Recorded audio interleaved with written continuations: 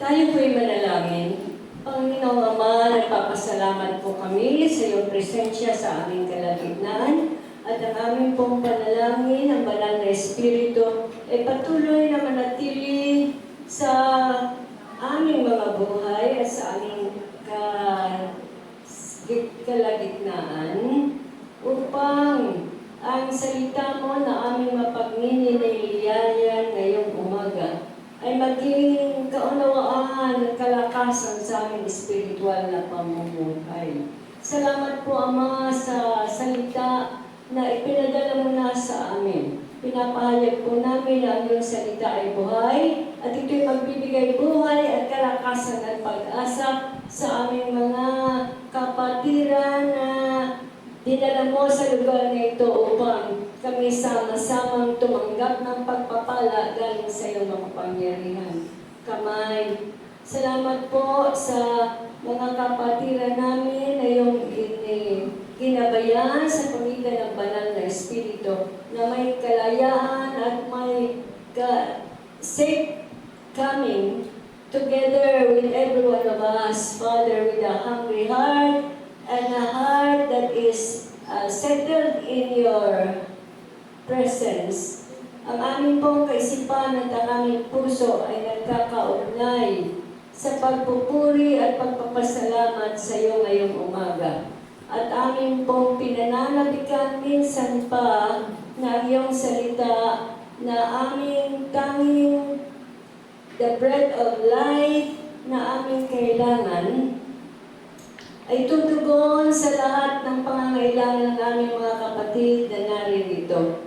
Ano man po ang kanilang kalalagayan, ano man po ang kanilang dinaranas sa kanilang mga buhay at sambahayan, nananampalataya po kami na sa aming pagtitipon. As your word declares how good and how pleasant it is for brethren to dwell together in unity, that is where your blessing flows upon every one of us. Bayaan mo nga po na maging sa aming pagtitipon ngayon, ang iyong kapangyarihan, ang iyong pagpapagaling, ang iyong kapayapahan, ang iyong pagmamahal, ang pumuno sa puso, kaisipan at buhay ng bawat isa sa amin. Samantalang kami mauupo sa iyong paanan, katulad ni Mary na angkin po namin, na ang katotohanan na aming maunawaan ngayon ay magiging kalakasan sa aming pamumuhay araw-araw at ito'y hindi na maaagaw ng kaaway at may pagtatagumpay kami mamumuhay sa araw-araw upang ikaw ay aming mabigyan ng kapurihan. Panginoong Ama, salamat po. Gabayan kami sa aming patuloy na pagkakaisa ng magkakapatid upang ikaw ay mabigyan namin ng luwalhati sa aming mga buhay. Salamat po, Ama, sa ginagawa mo at patuloy pang gagawin sa aming mga buhay. Ito po ang aming panalangin na may pagpapasalamat sa pangalan ng Panginoong Heso Kristo at lahat ay magsabi ng Amen. Amen. Amen! Amen! Hallelujah! Ang bansang Israel po, September 22 at hanggang 24 ay nagdiwang ng Rosh Hashanah. Ibig sabihin po, ito ay bagong taon na kanilang pinagdiriwang sa bansang Israel. Bagong taon na po para sa kanila. 5785. Yun po ang date nila. September. Ibig sabihin po, sa kabila ng kanilang pinaranas na gera sa loob ng kanilang mga pamamahay sa kanilang pamumuhay. Yet, they celebrated Rosh Hashanah, declaring this is a celebration of pilgrims for hope. Ibig sabihin po, pagtitipon, pagsalubong sa isang bagong taon na may pag-asa. Yan. Pilgrims of hope, yung po ang ibig sabihin nila ngayong pagdiriwang nila ng bagong taon. Sa ating buong buhay, ay we are expecting, tayo po araw-araw ay nananalangin at may pinaparating na bago sa ating buhay araw-araw. Narinig niya na po na ipinahayag ko na ang ating pong buong katawan ay nangangailangan ng bagong mga bagay, mga bagong katotohanan, mga bagong pagkilos araw-araw. Kasi hindi po pwede na ang tao ay manatili kung ano man siya kahapon ay ganun din ngayon. Because ang isa pong bagay na pinababayaan ay kinakalawang. Sa English po ay oxidation. Kaya ngayon, doon po sa ating narinig o naranasan o isang linggo sa pagtuturo ng ating mahal na pastor, tayo po ay binigyan ng halimbawa kung paano tayo ay mag-aaral ng salita ng Diyos araw-araw, day and night, night and day.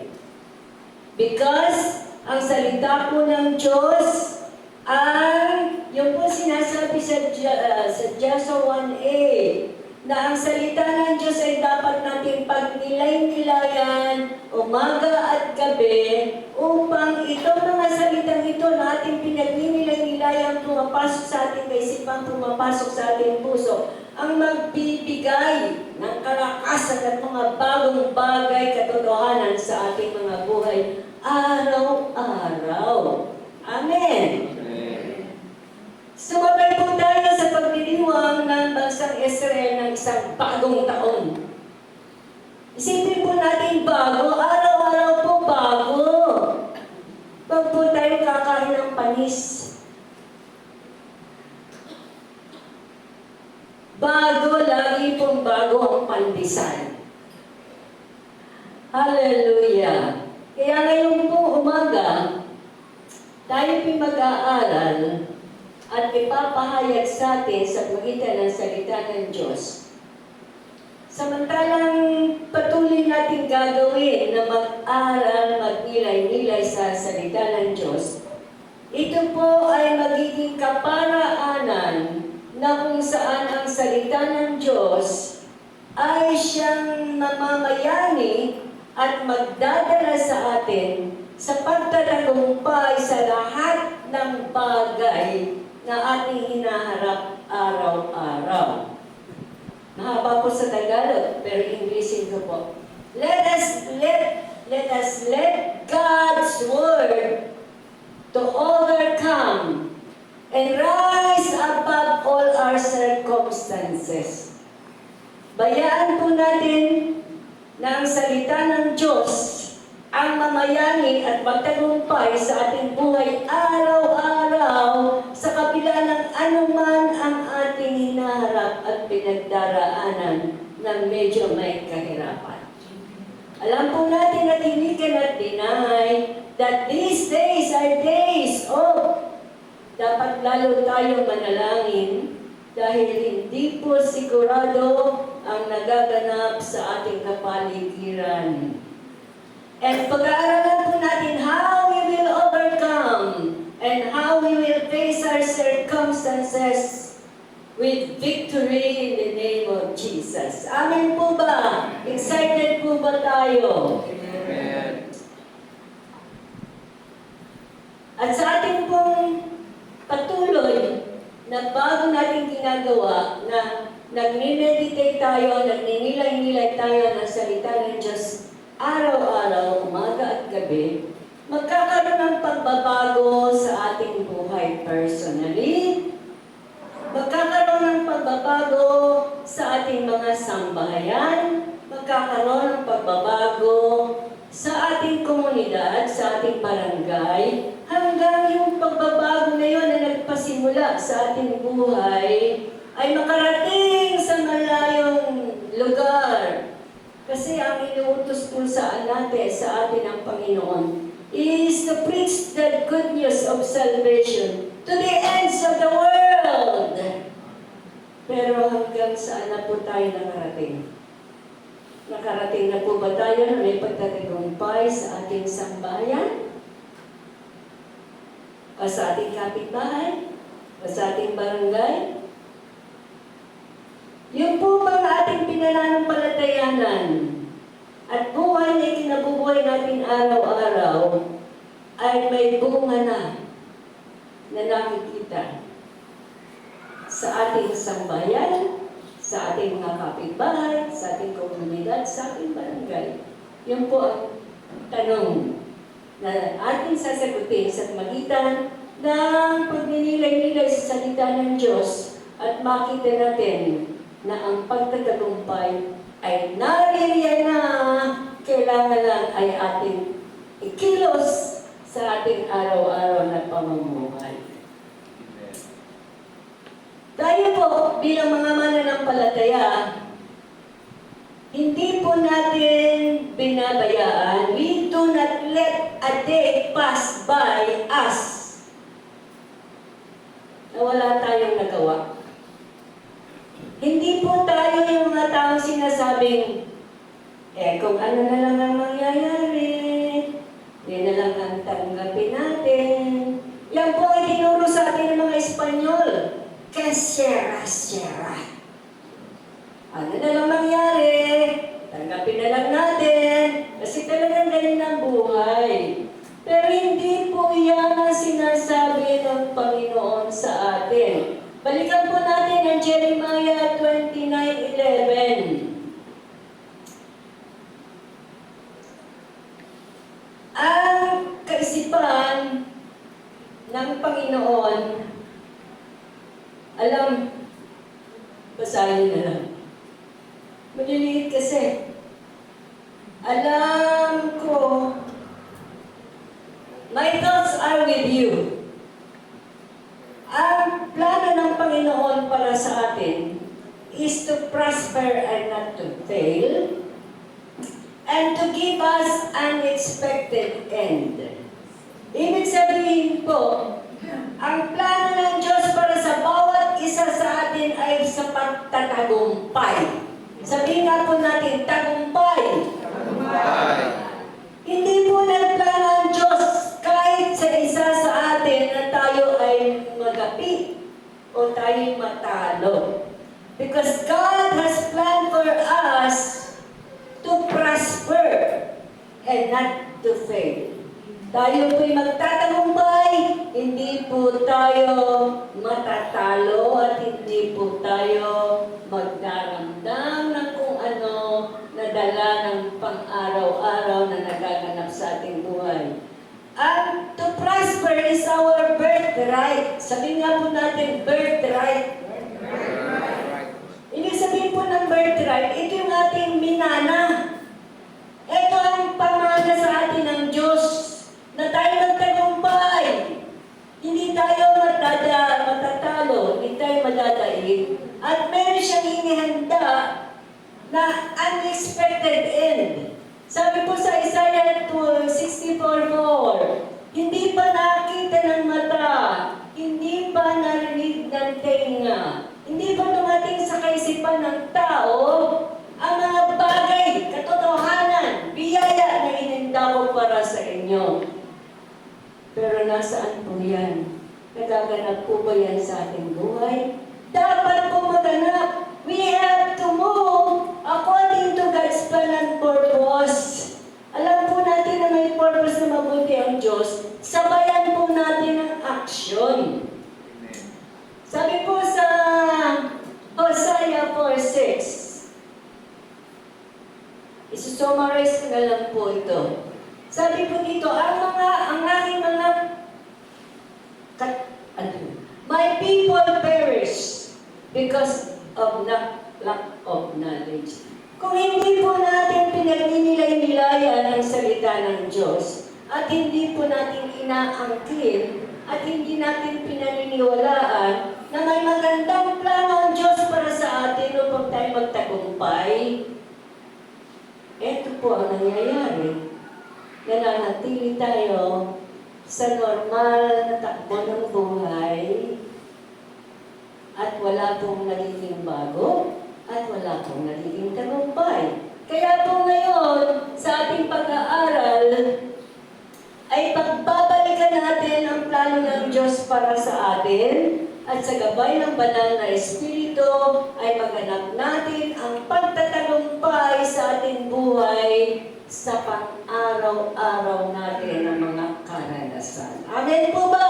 Amen. Ibukas po natin ang ating kaisipan at ating puso upang ito ay ating maunawaan. Balik po tayo sa Genesis 1:26. Kabisado na po natin ito. Paborito po ito. Nilalang po ng Diyos ang tao ayon sa kanyang wangis. At in His likeness and image. Tapos po, sabi dito, binigyan, and I have given you dominion. Binigyan po ng Diyos Ama ang unang tao, ayan ang plano niya para sa buong tao, sa buong mundo, na tayo po ang binigyan ng authority, we have given the privilege, we have given the power to reign and have dominion over all created things of God around us. Napakalaking biyaya po, napakalaking kapangyarihan ang ibinigay ng Diyos sa tao upang siyang mamahala sa lahat na nasa ating kapaligiran.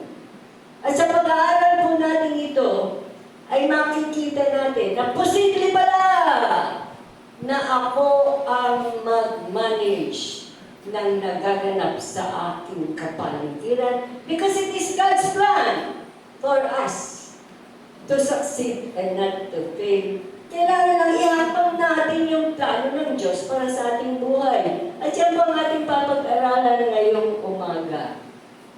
Binigyan po tayo ng kapangyarihan na kumilos ayon sa kanyang kalooban upang ang pagtatagumpay na inihanda ng Diyos para sa atin ay maganap at tunay na makikita ng mundo. Na ba itong mga Kristiyano?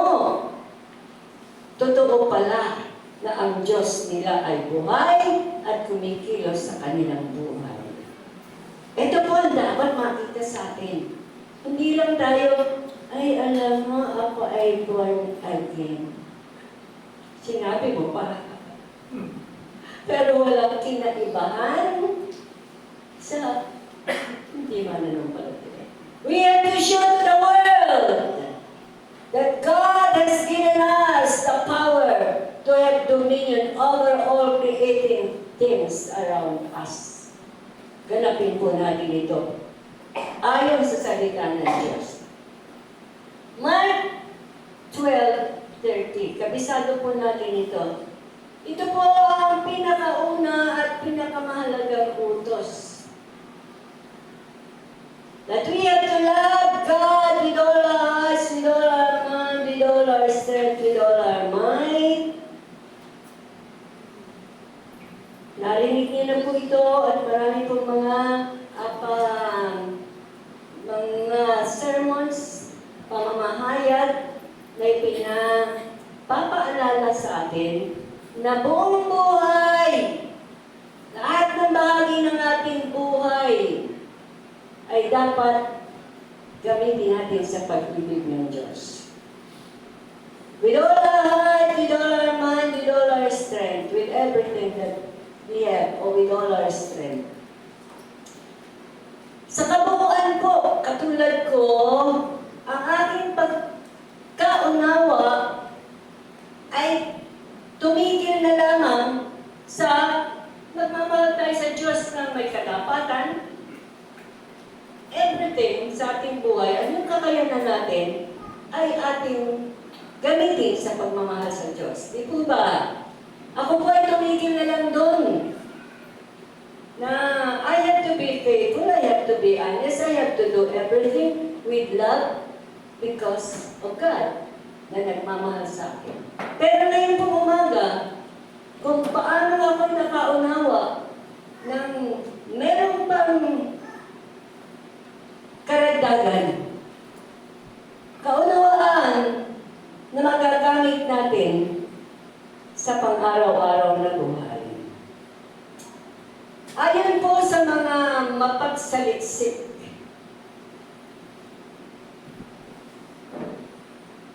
ang kaisipan po natin at ang ating puso.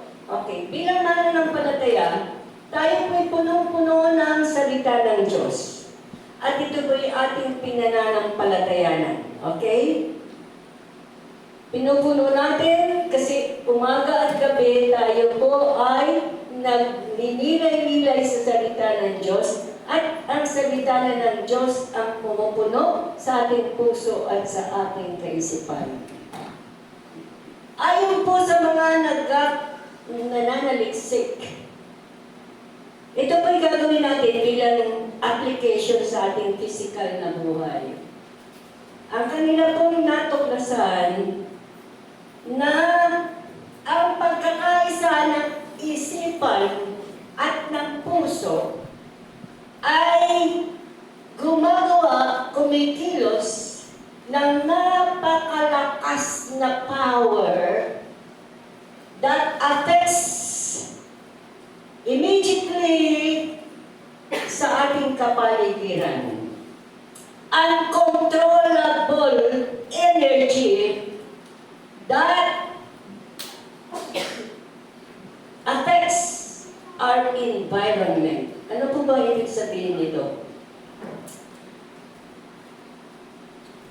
Dahil tayo po ay binigyan ng kapangyarihan na to manage the creation of God. Kaya araw-araw, tayo'y tumatayo. Ang buhay po pala ng tao, napag-aralan na po natin ito, ay puspos ng kapangyarihan. At the energy and the frequency that is in man ay malakas pa kaysa sa pinakamalakas na kuryente. Kaya po, kung ang ating kaisipan na puno ng salita ng Diyos at nananampalataya tayo na galing sa ating puso, hindi pa po tayo nagsasalita. Yung pong kapangyarihan ng pag-uugnayan ng puso at kaisipan ay malakas na kapangyarihan na kumikilos sa ating buhay and it affects people and surroundings around us. Bigyan ko po ng natural na sa ating buhay. Ako po'y nagtataka kung bakit. Halimbawa po, sasakay ako sa bus kahit punuan. Meron pong babae, kahit po babae, ay tatayo upang ibigay sa akin ang kanyang upuan. At may mga panahon po na may magbabayad ng aking pamasahe. Halimbawa po sa Iloilo, mula sa Carles papunta sa Iloilo, mahal po yun. Mga 200. Hindi ko kakilala. Bibigay ko yung bayad ko sa konduktor. Sabi niya, nanay, bayad ka na. Yun, no? Binayaran ka niya. Tinitingnan ko yung tao. Hindi ko naman kilala. Hindi naman niya ako kilala. At hindi lang po yung nag-iisang na pangyayari. Kahit po sa maliliit na bagay, ay nangyayari yan sa akin. Pag-akyat ko pa lang sa jeep, may isang teenager na pagbayad niya, 2 po kami, sabi niya sa driver. Pag upo ko, sasabi niya, nanay, bayad ka na. Tinatanong ko, bakit mo ako pinayaran? Nakita mo si Lola, wala ng pera? Hindi po. Pag-akyat mo po lamang ng jeep, talaga pong gusto ko ng bayaran at pamasahe mo.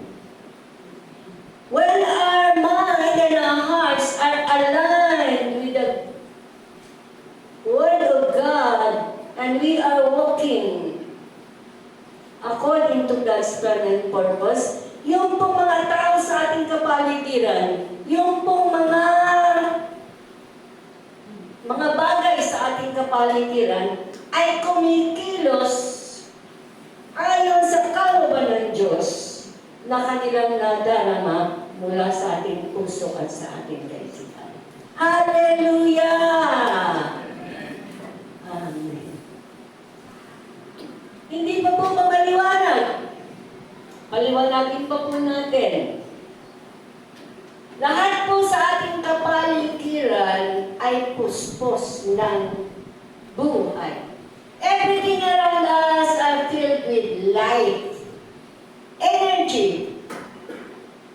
Yung pong tubig na binubuhos natin sa ating paliligo, ginagamit natin sa lahat, it is a source of energy. Yung pong hangin na ating that we breathe, energy po yan. Anything around us are energy and frequency. At kung tayo po ay may alignment, ang ating puso at ang ating kaisipan, milagro po ang nagaganap sa ating buhay araw-araw. Okay, kunin natin ang mga terminology ng mga scientists. Everything around us is filled with light and energy. Ang tawag po nila ay atoms. Ngayon, yung po lahat ng ating nakikita, lahat ng ating nahahawakan, lahat ng ating naririnig, ang tawag po nila dyan ay particles. Mga bagay-bagay, kumbaga sa Tagalog, bagay-bagay yan. Pero itong mga bagay-bagay na ito ay nababago. Sila, energy kasi sila, kaya kumikilos at nababago kung tayo ay lumalapit sa kanila. Yung pong energy, yung frequency natin na mas malakas kaysa sa kanila, ay kumikilos. It affects yung pong energy na nasa atin, united ang ating puso at ang ating kaisipan, yung pong energy natin ay mas malakas kaysa sa anumang energy na nasa ating kapaligiran. And this energy that comes from our union of heart and mind, ito po'y kumikilos upang mabigyan tayo. It is for our benefit that they move so that they can give favor to us.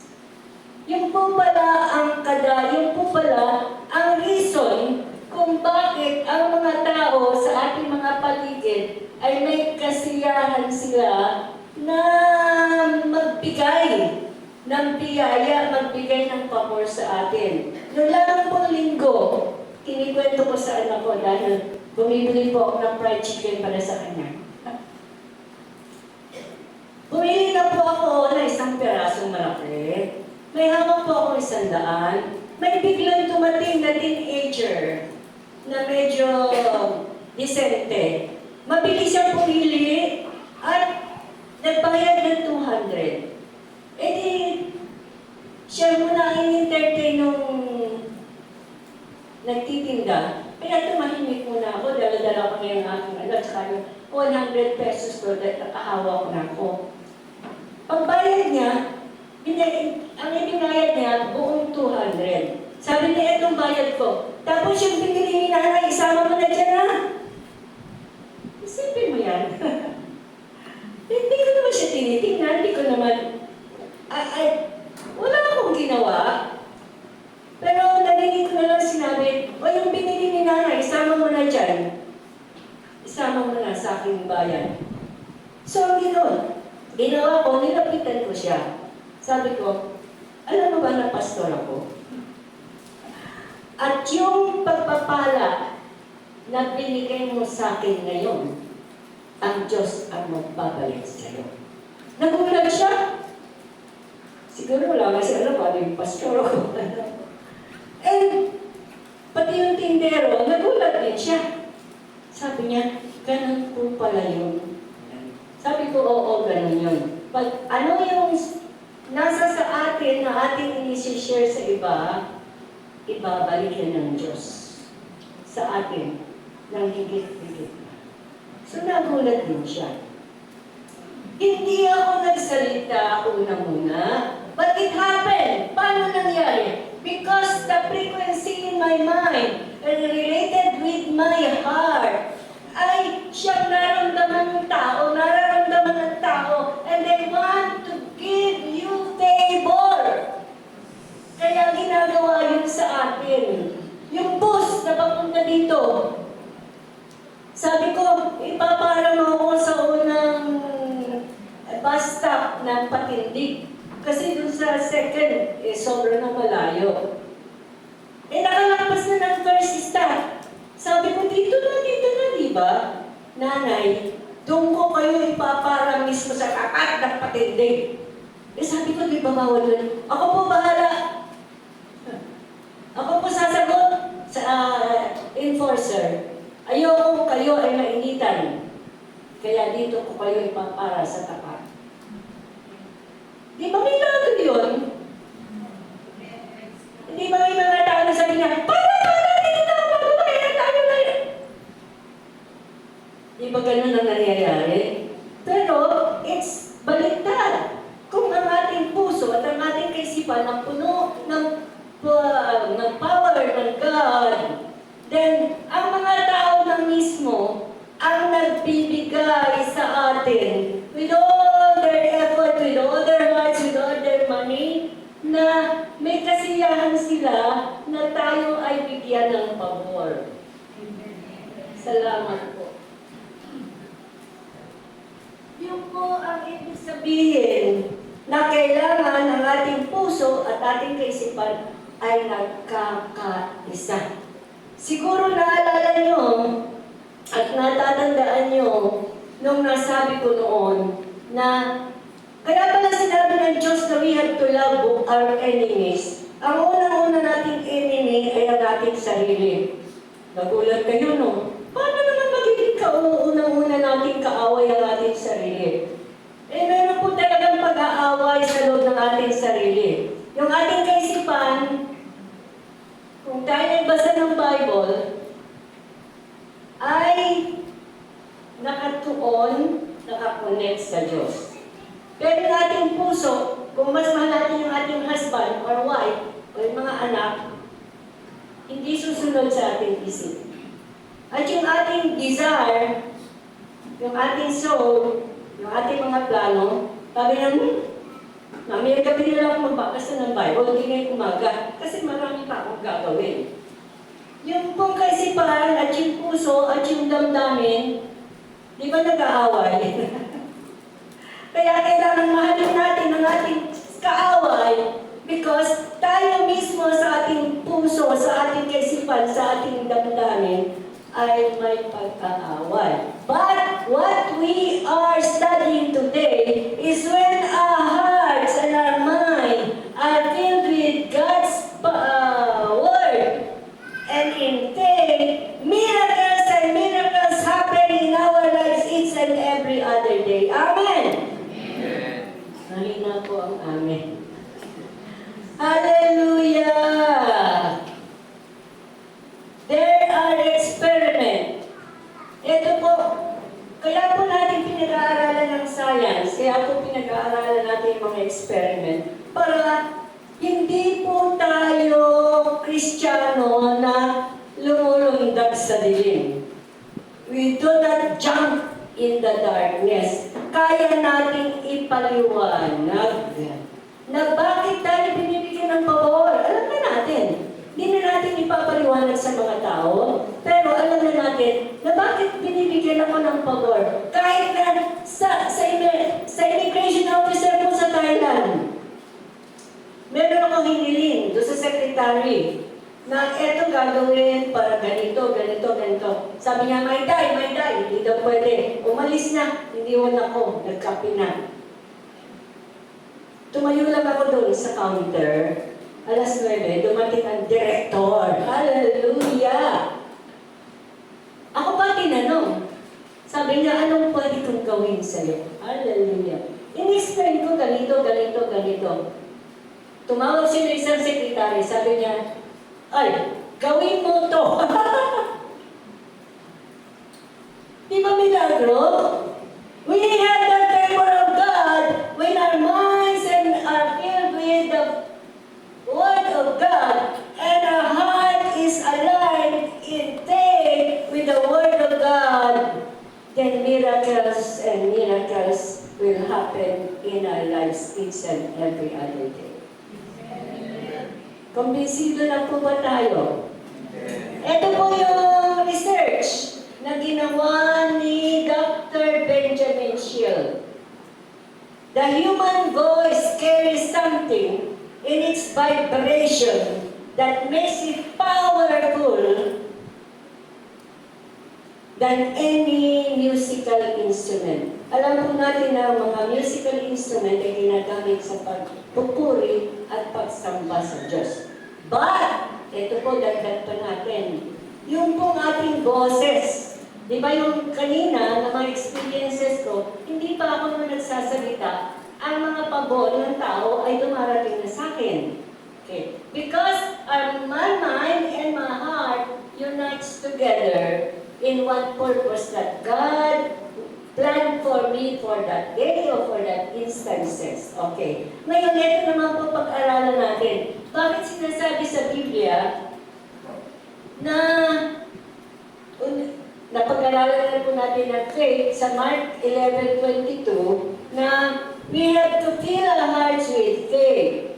Sa 23 po ng Mark 11 ay pinapahayag dyan na we can say to the mountain, pwede natin ipahayag sa mga mountain ng problema o mountain ng pangangailangan, mountain ng karamdaman.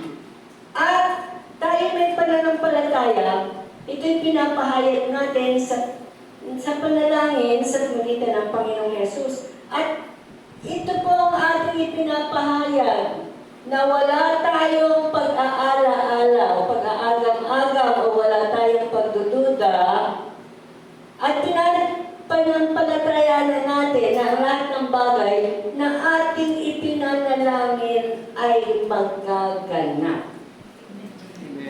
Tuloy-tuloy po ito. We have faith in minds filled with the power of God, the Word of God, and our faith filled our hearts.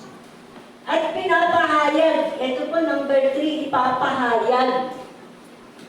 Kasi yun daw pong boses natin ay napakalakas ng vibration na kumikilos sa ating kapaligiran, higit pa sa kapangyarihan or power of any musical instrument. Binanggit ko dyan yung musical instrument kasi yung musical instrument po, yun ang ginagamit sa pagpupuri at pagsamba sa Diyos. Ibig sabihin ng ating tinig, dahil ang tinig natin, ang ating the breath na ating meron tayo ngayon is from God. So, napag-aralan po nila na ang tinig po natin ay napakalakas ang vibration na kumikilos sa ating kapaligiran. May nagaganap. At upang bigyan po ng halimbawa, ay bibigyan ko kayo ng patotoo. Dati po, ako ay regular na nagiging chaplain doon sa dalawang eskwelahan ng pamangkin ko sa Dasmariñas. Isang araw po ay pumasok ako doon sa room ng kanilang counselor. Naupo lang po ako at nakinig. Meron pong nanay doon na galit sa kanyang anak dahil hirap na daw siya sa pagtatrabaho sa abroad para masuportahan ang kanyang anak na nag-aaral, pero hindi pala pumapasok at nakikipagbarkada. So ang kanya pong conclusion na aking narinig ay isinusumpa na niya yung kanyang anak. Ayoko na sa'yo, bahala ka na sa buhay mo. Eh, narinig ko po yun, nagpipray ako. Pero sila nag-uusap-usap sa ibang lamesa ako nandun. Salamat po sa Diyos dahil ipinalapit sa akin ng counselor yung magnanay. Wala pa po akong sinabi, sabi ko, o sige, na meron tayong prosesong gagawin. Ikaw muna, nanay, ang magsasalita. Sabihin mo na lahat ng gusto mong sabihin. Kung gusto mong umiyak, kung gusto mong sinigaw, gusto mo, pwede dito. Binibigyan kita ng permission. At anak, tatahimik ka lang. Kung meron kang sagot, hintayin mo ang iyong panahon para sumagot. Alam niyo, nung magsalita yung nanay, iba na ang tono. Sabi niya, naalala ko pala, sana ay narito ako sa piling mo. Dahil kailangan mo ng gabay.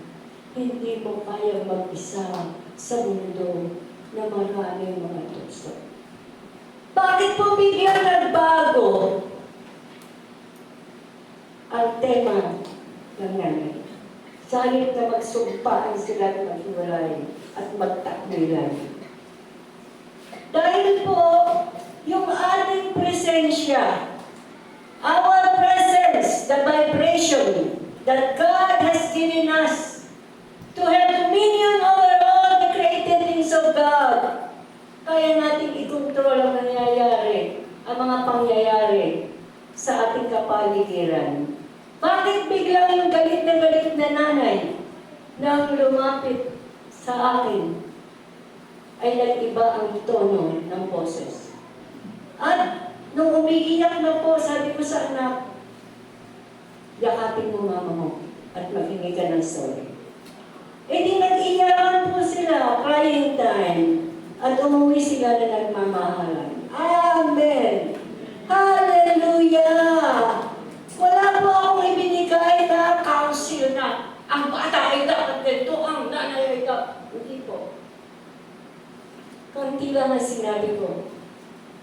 Kung anong gusto sabihin ng nanay, sabihin niya, Christian, anong gagawin niya, okay lang. Ang bata ay tumahimik. At ganun po ang nangyari. At sila yung buwi na nagmamahalan. Dahil yung pong vibration, kapangyarihan ng presensya ng Diyos sa ating buhay, at ang ating kaisipan at puso na nagkakaisa, at ipinahayag yung pong boses natin na kanilang naririnig can change the circumstance of our daily lives. Hallelujah. Di po ba masaya? Tayo yun eh. Tayo yun. God had designed for us to have victories and not to fail. Makikita po natin ito sa araw-araw nating pamumuhay.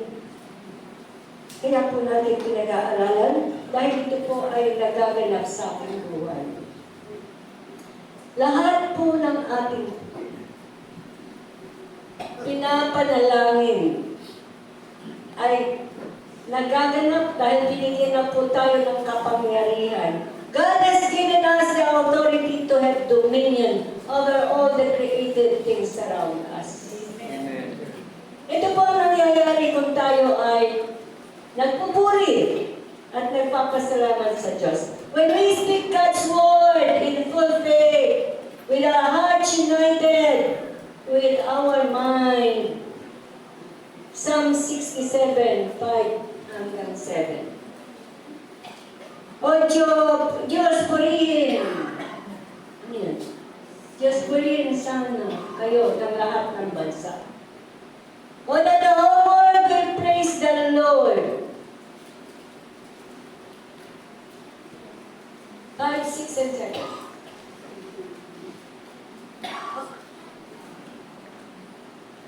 Samantalang tayo pinagpupuri, pakibasa. When people praise the Lord, okay, the earth yield its increase, And God is blessed, God will bless us, and all the ends of the earth shall fear Him. Circumstances around us act and move according to God's word na ating pinapahayag. Tayo pinagpupuri sa Diyos at ang kapaligiran ay kumikilos in behalf of God's people and for the glory of God. Kami po'y nakasimula at kami po'y dumalaw sa sister-in-law ko sa Tanawan, Batangas. Yung pong sister-in-law ko, hindi na po pala lumalabas ng bahay dahil ang bukol niya sa leeg, magkapila, square niya ang kanyang leeg. At akala ng mga tao doon, patay na siya. Pero unexpectedly, dinala po namin siya sa Tanawan, sa isang barangay doon.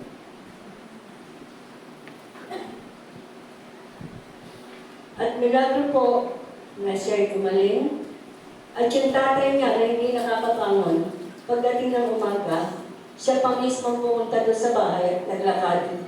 Nagulat yung anak, tatay, di ba hindi ka bumabangon? Bakit naman siya napapunta ka ba dito? Ibig sabihin po, sa ating pagdalaw, sa ating pagpupuri, sa ating pananampalataya, ang Diyos ay nakakagawa ng milagro. Kailangan ipamuhay po natin, kailangan ihakbang po natin. Huwag po natin uupuan lang. Sabi po sa James, okay naman na kayo nakikinig na salita ng Diyos. Pero kung hindi nyo, if you do not fulfill it, if you do not put an action on it, dinadaya mo lang ang iyong sarili.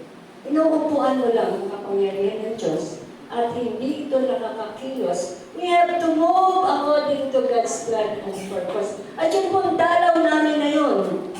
Nagumaling yung aking sister-in-law at ang kanyang buong sambayan. Nakasimula po kami ng gawain doon sa Tanawan, Batangas, sa isang barangay. At dahil nakapunta na po kami ng Iloilo, ang mga sister-in-law ko po at ang kanyang buong sambayan ay in-adopt na Jesus is Lord. Tingnan nyo, isang dalaw lang, may nangyari na. Gumaling yung mga tao, marami pong milagrong ginawa ang Panginoon sa lugar ngayon. Meron isang babae magpapakamatay na. Ayaw na niyang kumain, ayaw niya, wala na siyang pinapakinggan.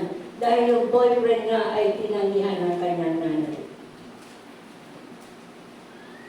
Pero nabuhay po yun. Nabuhay po yun at nagkaroon siya ng bagong pag-asa sa kanyang buhay. Kaya dahil sa mga nilagang nagaganap, nakapagsimula po kami doon ng gawain. Kaya lang po, napunta na kami ng Iloilo, wala na nakabalik, ay pumunta na sila sa Jesus is Lord. At hanggang ngayon ay naglilingkod. Mga ano po sila, mga leaders po sila ng Jesus is Lord sa Tanawan. Okay. Kailangan po ay ikilos natin ang kapangyarihan ng Diyos na pinagkaloob niya sa atin. Kailangan lang ay our hearts are filled with faith and our mind filled with the Word of God. And ipapahayag po natin ang pananampalataya. At ang milagro po ay dumarating at nagaganap sa ating mga buhay araw-araw. Ito po ang challenge natin ngayon. Pinag-aaralan po natin ang Mark 11. Simula sa 22, sabi doon ay, have faith in God. Sa ating pananampalataya sa Diyos. Ito po yung nangyayari, pinapahayag natin, at tayo nagpupuri sa Diyos. Okay. Bakit po? Ito ang aking tanong. Bakit pagdating sa verse 25, ay merong iniutos ang Diyos na when you pray, you have to forgive. Bakit po biglang pumasok yung you have to forgive? Meron po akong pinakinggan na seminar ng tungkol sa music. Yung pong si Mark Romero, tumutugtog lang po siya ng gitara. At ang mga taong may sakit ay gumagaling. Pero isa po ang aking natandaan, sabi niya, ang kagalingan na galing sa Diyos ay mananatili sa inyo. Isa lamang ang aking paalala. Iwaksin na ninyo ang mga hindi mabuting damdamin na matagal nang nakatago sa inyong mga puso sapagkat yan ang magiging hadlang ng inyong hindi pagaling at yan din ang nagiging sanhi ng inyong mga karamdaman. Kahit pa mga doktor nagsasabi na lahat ng karamdaman ay nagsisimula sa negative emotions. Kaya po pala pagdating sa Mark 11:25 ay pinahayag ng salita ng Diyos na tayo magpatawad. Unang-una po ay patawarin natin ang ating sarili sa mga pagkukulang na hindi natin nagagawa na inutos sa atin ng Panginoon.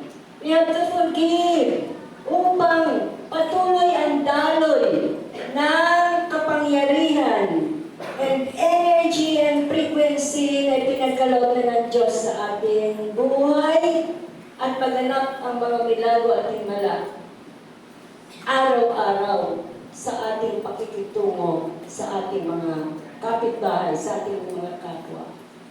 Makikita po natin, kung itong pinag-aralan natin ngayon ay ating isang pamuhay, magugulat lamang po tayo na yung kapitbahay na galit sa atin at nasisira ang araw niya pag nakikita tayo, ay ngingiti na sa atin at makikipagbati sa atin. And that is the miracle dahil puno tayo ng the Word of God, salita ng Diyos sa ating mga mind at ang ating puso ay puno ng pananampalataya at tayo nagpapahayag ng magandang balita ng pag-ibig ng Diyos sa ating kapwa. Milagro po ay magaganap sa ating mga buhay araw-araw. So sa aking pong pagtatapos,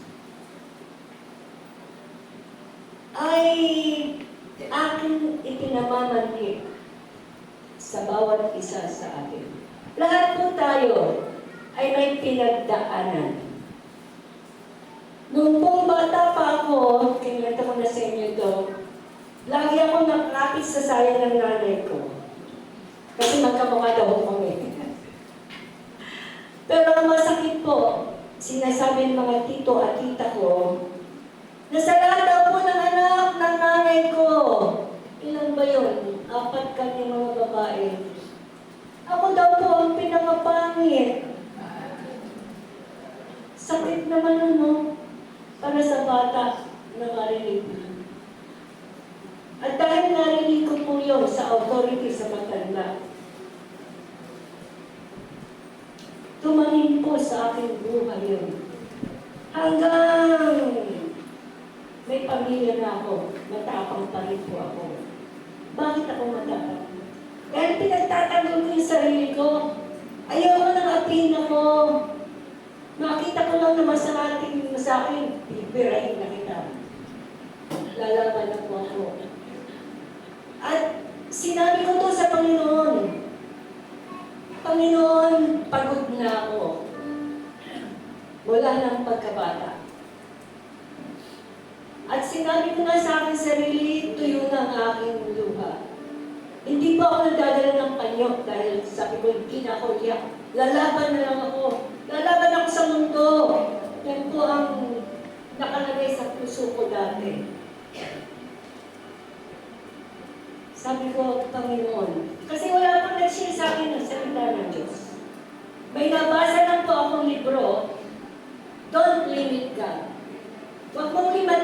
Diyos. Eh sabi ko, sige, hinahanap ko nga ang Panginoon eh. Bakit may mga ang Diyos ng Amerikano nakikipag-usap sa kanila? Eh bakit ang Diyos ng Pilipino wala akong marinig? Ngayon kakausapin ko ikaw, Panginoon. Kung narinig mo ako at kung kilala mo ako, alam mo ang buhay ko, paiyakin mo ako. Nasa opisina po ako noon. Hindi ko napansin, maya-maya, hindi lang po iyak. Buong halit. Anong tawag doon? Ganun. Yun po ang nangyari sa aking buhay.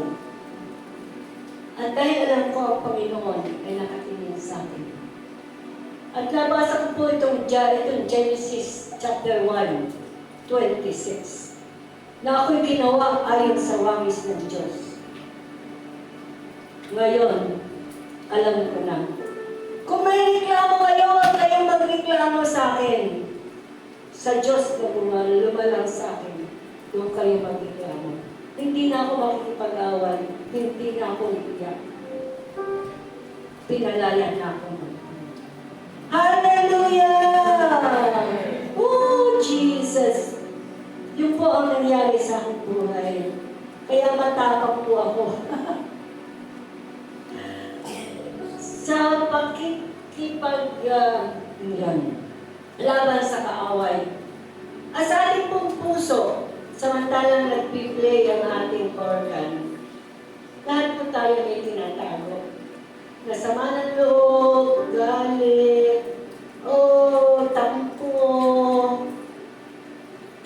Yung pong tampo, wala rin pong mabuting magagawa. Eh dahil nga po ako'y tampuhin. Nagtatago po ako sa ilalim ng higaan. Eh narinig ko ang mga pinggan at kutsara ay kumakalampak na sa lamesa. Hindi ako hinahanap. Talagang wala talaga akong kwenta sa mundo. Lalabas na lang po ako kasi gutom na ako eh. Wala po, wala. Nothing. It will serve you nothing alone. Ang galit, ang sama ng loob, ang pagtatampo, pakikipag-away, it will do you nothing good. But tonight, today, as you have heard the word of God, at narinig niyo ano ang pinagdaanan ng buhay ko, at kung paano ako pinakinggan ng Panginoon. I pray, Father, I pray for everyone na naroon pa rin nagkapos ng galit, kapos ng lungkot, kapos ng pagkaawa sa kanyang sarili, kapos ng pagkawalang bahala sa kanyang buhay. Ano man po at lahat ng mga negative emotions na nakakagkapos sa buhay ng aking mga kapatid. Ngayon po, Panginoon, ang aking panalangin ay ipahayag nila sa iyo ang kanilang mga damdamin. At upang maipahayag na nila ang kanilang mga damdamin, sila po'y makakalaya. I speak freedom from all those negative emotions that held our sister and our brother captives. And let the word of God fill their hearts and faith in their hearts and in their mind is the word of God that is alive and powerful. And we will be speaking the word of God. We will be speaking with power from on high. And we will do our task to have dominion over all the created things in life at makita namin sa araw-araw na tunay na ang buhay na pinagkaloob mo sa amin ay makapangyarihan to affect lahat ng bagay na nasa aming kapaligiran ay kikilos para sa aming kabutihan at sa aming pabor. Because you have given us the power and dominion to have the world around us to obey in your word and to give us favor